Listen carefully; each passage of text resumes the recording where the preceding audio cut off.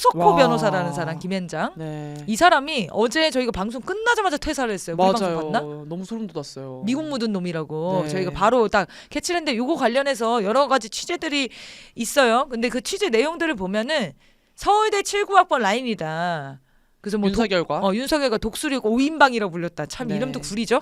독수리 5인방으로 불렸던 사람이 이 사람이다. 그래서 이 사람은 조이대랑도 친하고 뭐 그리고 윤석열이랑도 친하고 그렇기 때문에 이 과정에서 재판에 개입해서 구상했던 기획을 했던 사람일 거다 이렇게 했어요. 네, 사법난 기획자로 알려져 있습니다. 자 그러면서 이 사람이 이제 김앤장 출신이잖아요. 네. 김앤장 이제 사퇴를 했지만 김앤장 자체도 가지고 있는 문제가 많잖아요. 그쵸. 김앤장이 어떤 법인입니까? 뭐 많이 알고 계시겠지만 사실 암 같은 중병 걸리면 서울대병원 고집하듯이 기업들이 사실은 뭐 걸렸다 하면 무조건 김앤장으로 가잖아요. 그렇죠. 네. 그게 뭐 지금 우리나라만 가는 게 아니에요. 뭐 미쓰비시 소송이라든지 외국계 기업들. 그러니까 매국 재판은 다 매국 판결은 관련돼서 다 김앤장. 왜냐하면 네. 돈 되는 것만 하는 유일한 아마 로펌일 겁니다. 대형 네. 로펌으로. 네. 그래서 김앤장이 매국 법인으로 유명한 사람들이에요. 그쵸, 매국 그쵸. 로펌이에요. 근데 이 김앤장이 배후에 있는 것도 당연히 맞죠. 근데 김앤장 안에 구성을 봐야 됩니다. 김앤장 안에 구성을 찾아보니까 미국 출신 변호사들도 엄청나게 많이 들어가 있어요. 근데 저희가 어제 얘기했잖아요. 미국 묻은 사람 다 조심해야 된다고. 왜 그걸 영입하겠어요? 미국의 입맛에 맞는 변호가 필요할 사안들이 엄청나게 많이 있을 거 아닙니까? 네.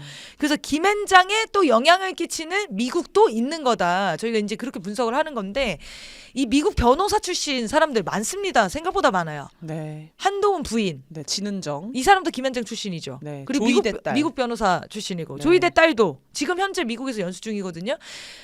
유력 법조인들, 유력 정치인들과 아는 가까운 사람들 미국에서 근무하는 사람들 많아요. 네. 그리고 미국에 유학 갔다 온 사람들 많아요. 그래서 우리가 미국 묻은 사람들은 기본 조심해야 된다라고 얘기하는 게 네.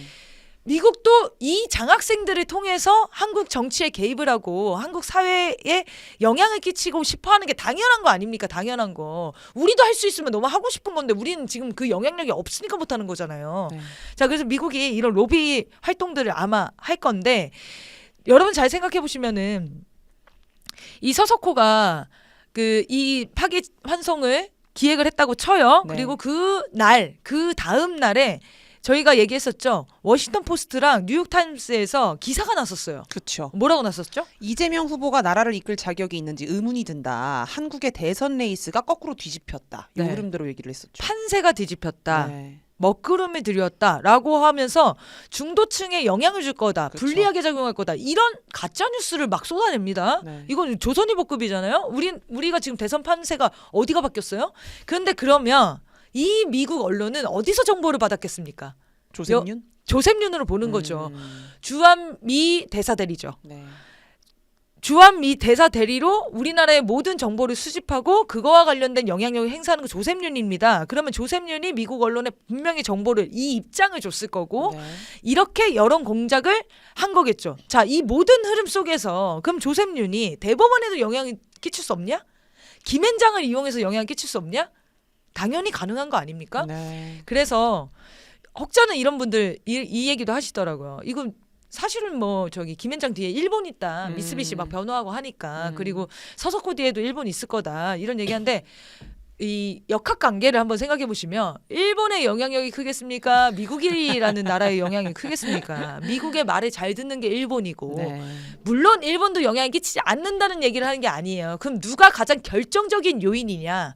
결정적으로 누구의 이익이 관철되려고 하는 거냐라고 봤을 때는 미국이 주는 영향이 훨씬 크다는 거죠. 자, 그리고 오늘 김현종 특사죠. 네. 백악관에 방문을 했어요. 갑자기 김현종 특사. 네. 관세 관련해서 파견을 한 것 같아요. 이재명 캠프에서. 근데 김현종도 유명한 사람 아닙니까? 네. 미국 묻은 사람으로 위키리크스에 출연했던 사람이에요. 네.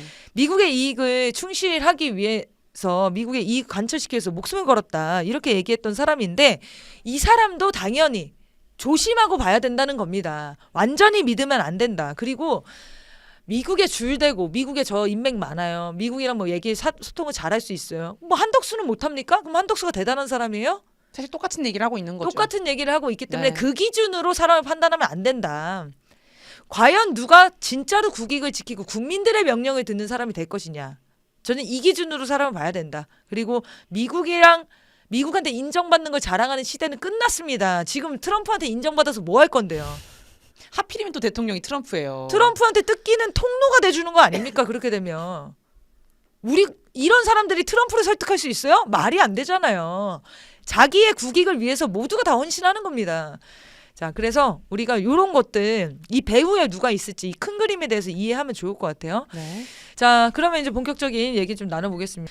이 자들은 어떻게든 대선 전까지 그리고 대선 후에도 민주정부 건설을 방해하려고 애를 가진 애를 쓸 겁니다. 근데 지금 얘네가 시도했던 사법 쿠데타가 국민들의 저항으로 한번 꺾였어요. 그럼 남아있는 게 뭐냐? 아까 얘기한 것처럼 외환유치팀이 여전히 살아있다. 분명히 전쟁 위기를 고조시키거나 혹은 진짜로 전쟁을 하려고 하는 자들, 이런 역할을 수행하는 자들이 있지 않냐라고 저희가 그 내용을 좀 짚어보려고 하는데요. 다시 시도할 가능성 얼마나 있다고 보십니까? 당연히 충분히 있다. 그리고 하고 싶을 거다.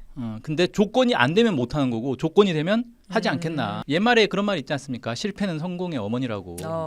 저번에 실패했는데 교훈 삼아가지고 뭘 보완하면 이번엔 성공하겠네? 이런 고민들 열심히 하고 있겠죠. 포기하지 않겠네요. 네. 포기할 생각도 없을 거고. 왜냐면 네. 그들이 살 방법은 이거밖에 없거든요. 그리고 사실은 그때 당시에 이 북한을 도발했던 그 군부대는 애초에 역할 자체가 그거예요. 아. 그게 자기 역할이기 때문에 자기 역할을 계속 수행하려고 하겠죠, 당연히. 네, 그게 만약에 해체가 되지 않는다면 그냥 그대로 있는 거네요. 그렇죠. 그래서 지금 대표적인 부대로 국군 심리전단과 드론 작전 사령부를 얘기하셨더라고요. 네, 맞습니다. 그래서 국군 심리전단은 또 어떤 부대인지 먼저 설명을 해주시죠. 네, 이게 1990년에 창설된 부대예요. 그리고 말 그대로 심리전을 위한 부대입니다. 굉장히 오래된 부대네요. 네, 이게 오래됐죠. 북한을 향해서 심리전을 하는데 그럼 어떻게 하느냐? 대북 전단을 살포한다거나 대북 확성기 방송을 한다거나 그다음에 대북 전광판을 하려고 시도한 적도 있었어요. 뭐 하지는 안 했을 거예요. 근데 이런 것들 통해서 북한의 어떤 북한 군대나 북한 주민들에게 심리전을 하려고 뭐 그런 목적으로 만든 게 북한 그 국군 심리 전단입니다. 네, 실제로 활동은 어떻게 하나요? 이게 대북 전단을 실제 뿌려요. 네. 근데 우리는 대북 전단 하면은 그 탈북자 단체가 뿌리는 거 아니었나? 이렇게 생각하잖아요. 군에서 대북 전단을 뿌린다 그러면 이건 군사적 문제가 되고 특히 정전협정 위반이 되기 때문에 이건 유엔사에서도 당연히 막는단 말이에요. 민간 단체한테 책임을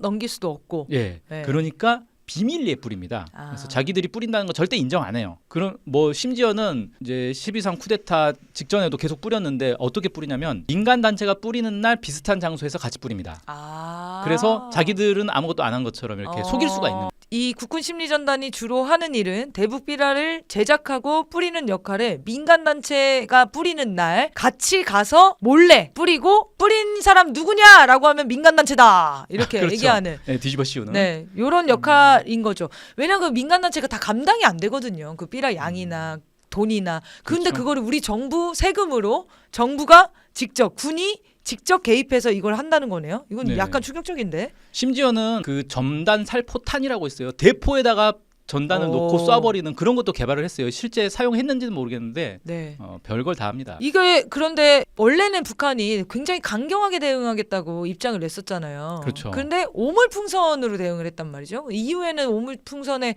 궤적이라든지 이제 이런 것들이 너무 정확률이 높아지면서 좀 무서워지긴 했는데 처음에는 막 이거 뭐야 서로 장난치냐 이런 생각을 했었단 말이죠.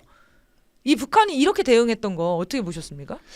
이게 참 이제 특이한 게 북한에서 대북 전단 날아올 그 이제 북한 입장에서 날아오는 거죠. 날아올 때마다 되게 강경한 반응을 보였어요. 그렇죠. 그래서 이거 이러다가 전쟁 나는 거 아니냐라고 했는데 갑자기 오물풍선 날리는 걸로 이제 그러니까 똑같은 방식으로 우리도 대갚아주겠다는 방식으로 이렇게 바뀌었단 말이에요. 그렇게 하면서 사실 전쟁으로 이어지진 않은 거죠. 다행히. 그런 면에서 어떻게 보면 북한이 요즘 대북 전단 뿌리는 게 저게 뭔가 좀 수상한데 의도가 수상한데라고 해서 일부러 좀 대응 방식을 바꾼 거 아닌가 이런 생각도 좀 들고요. 네. 아무튼 그것 덕분에 사실 전쟁까지 안 난 건 맞고. 그렇죠. 근데 이 대북 전단이 좀 어느 정도로 심각했냐면은 민주당의 외환 유치 진상 조사단이 있어요. 여기서 1월 14일에 이제 발표한 거에 따르면은 2023년 10월부터 2024년 5월까지 50만 장 정도를 뿌렸다는 거예요. 그다음에 조선일보에서 그 보도한 건 또 뭐가 있냐면 김용현이 국방부 장관 취임한 이후부터 집중적으로 많이 뿌리기 시작했다. 그래가지고 일주일에 3, 4회 한 번에 풍선 수백 개를 날리는 식으로 뿌렸다는 거예요. 근데 우리가 대북전단 날리는 사진들 보면은 보통 한 뭐 4-5개, 네, 5개 뭐 6개 그 정도 날리잖아요. 근데 여기 보면은 한 번에 수백 개를 날렸다는 거예요. 그러니까 이게 그 언론에 공개되는 거 말고 진짜 실제로는 어마어마하게 뿌리고 있었다라는 게 좀 확인이 되는 거고. 북한의 입장에서는 굉장히 열받을 수밖에 없는 거네요. 부승- 거기다가 그게 네. 군이 주도했다. 그렇죠. 그 부승찬 의원이 이제 제보받은 거는 1000만 장 이상 뿌렸다. 와 1000만 장이면 엄청난 양 아닙니까? 아니 근데 이런 기구가 군대 내에 있으면은 사실 이게 만약에 북에서 이렇게 한다고 생각해 보세요. 입장을 바꿔서 생각해 보면 엄청나게 위험천만한 부대인 거예요. 전쟁을 유발하기 위한 부대인 거예요. 이거는 방어가 아니라. 그렇죠. 그 이런 공격적인 형태의 부대가 90년부터 지금까지 이어왔다는 거는 너무나 문제 아닙니까? 근데 아무도 관리 감독이 안 된다는 거잖아요, 사실은. 네, 이게 또 그 심리전 자체가 되게 약간 그 군사 기밀 이런 것들이 많이 있어가지고 뭘 하는지 얼마나 하는지 이런 것들을 전혀 알 수가 없어요. 그러니까 지금 나오는 정보들도 다 제보를 받았는데 이 제보를 확인하려면 군대 들어가서 확인해야 되잖아요. 이거 다 기밀이라고 하고 안 알려줄 거 아닙니까? 네, 맞아요. 국회의원들 군부대 방문하려고 그러면 다 차단해버리고 못 들어온다 이래버리고. 근데 이 부대가 그러니까 풍선만 날렸겠냐고요. 그거 알 네. 수가 없는 거죠, 사실. 그러니까 이 부대야말로 한반도의 전쟁 위기를 높이는 부대인 겁니다. 그 역할을 수행하는 부대예요. 네, 애초에 그 창설한 목적 자체가 그거예요. 네. 자 그리고 넘어가서 드론 작전 사령부 여기도 지금 문제가 있는 거죠. 네, 드론 작전 사령부는 사실 태어난 지 얼마 안 됐어요. 2023년에 만들어졌습니다. 그래서 그 드론 작전 사령부도 그렇고 아까 얘기했던 국군 심리 전단도 그렇고 국방부 직할 부대예요. 그러니까 국방부 장관이 직접 명령 내려가지고 움직이는 그런 이제 부대입니다. 이 2023년에 만들어졌으니까 당연히 윤석열의 지시로 만들어진 거죠. 그래서 이 드론 작전 사령부의 기본 역할은 뭐냐? 현대전에서 드론 무인기가 상당히 다양하게 활용이 되고 있는데 이거를 운용할 전문 부대가 있어야 되지 않겠냐라고 해서 이제 무인기를 활용한 정찰, 그다음에 뭐 공격도 할 수 있고, 그다음에 심리전도 할 수 있고 이런 것들을 하기 위해서 만든 게 바로 드론 작전 사령부입니다. 그러니까 이렇게 얘기 들으면 굉장히 현대전에 그럴듯한 부대예요. 그렇죠. 근데 주로 하는 일이 뭐냐? 평양으로 무인기 날리는 일을 했다니까요. 그 외의 활동이 파악이 안 돼 지금.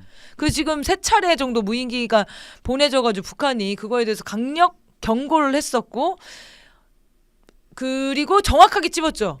배후엔 미국이 있고 국방부가 지금 관여한 거 우리가 파악했다. 다 경로도 나왔다. 근데 그 경로가 나중에 알고 보니까 맞는 경로였다는 거 아닙니까? 그리고 우리가 보내는 게 확인이 됐죠. 이게 사실 지금도 이게 애매한 게 있어요. 뭐냐면은 군에서는 절대 우리는 확인해 줄 수 없다. 우리가 보냈다는 걸 확인해 줄 수 없다. 이렇게 원래는 얘기를 그랬죠. 합니다. 원래는. 예. 예. 지금도 그러고 있습니다. 아, 지금도 그런가요? 네, 그래서 우리가 보냈다라고 한 번도 인정한 적은 없어요. 음. 근데 안 보냈다라고도 말하지 않습니다.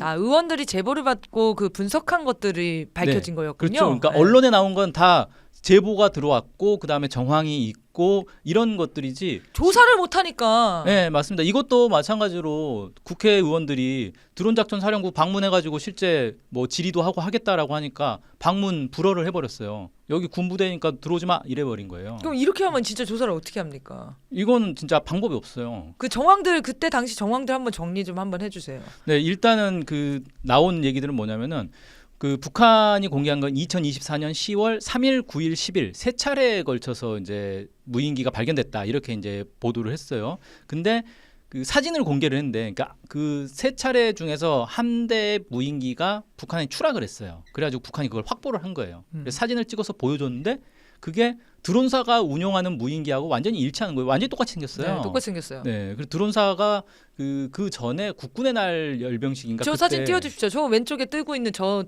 드론이거든요. 사진, 네, 이 네. 왼쪽에 있는 저 드론 아닙니까? 왼쪽이 아니라 오른쪽. 아, 오른쪽. 네. 네. 그래서 그 국군의 날 열병식 때 이렇게 보여준 그 사진하고 완전히 똑같았거든요. 그래서 야 이건 똑같은 거는 좀 확실한 거 아니냐 뭐 이런 얘기가 나왔었고, 그 다음에 이제 그 부승찬 의원이 이제 제보 받은 건 뭐냐면 드론 사령부의 무인기를 동원해 정보사가 백령도까지 가서 드론을 날리고 방첩사가 이것을 기획하고 드론 사령부 운영 요원들이 함께 갔다는 구체적 제보가 있었다 이렇게 밝혔어요. 그러니까 드론 사령부, 정보사, 방첩사가 협업을 한 거죠. 네. 그다음에 민주당의 윤석열 내란 진상조사단에서도 발표한 건 뭐냐면 지난 10월 평양 무인기 침투는 국가안보실이 드론작전사령부에 직접 지시했으며 그 과정에서 합동참모본부와 방첩사령부도 관여했다는 다수 제보가 들어왔다. 라고 해서 이게 국가안보실에서 직접 지휘를 한 거구나. 이게 또 이제 드러난 거고요.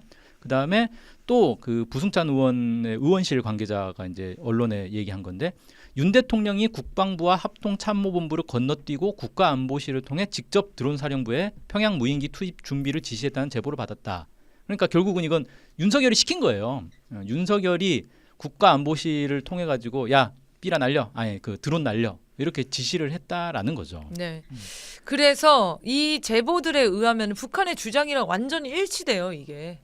북한이 먼저 주장을 했었고 그 이후에 제보와 정황들이 확인이 되면서 북한의 주장이 맞았구나 이거를 확인시켜줬다니까 윤석열이 정말 국가보안법으로 고소당해야 되는 사람입니다. 어쨌든 그랬는데 이 과정을 통해서 전쟁을 실제로 기획했고 내려고 했는데 그게 북한에 의해서 좌절이 된 겁니다. 그런데 지금 이 부대가 그대로 남아서 뭘 하고 있겠냐. 윤석열이 탄핵됐으니까 우리 이제 그런 거 하지 말아요. 그러면 이 부대는 해체되는 게 맞는 거죠. 그런데 여전히 그 부대에 그 일을 기획했던 사람들은 단 한 명도 잘리지 않고 그 자리에 있다는 겁니다. 그러면 지금도 그 가능성은 충분한 거 아닙니까? 맞습니다.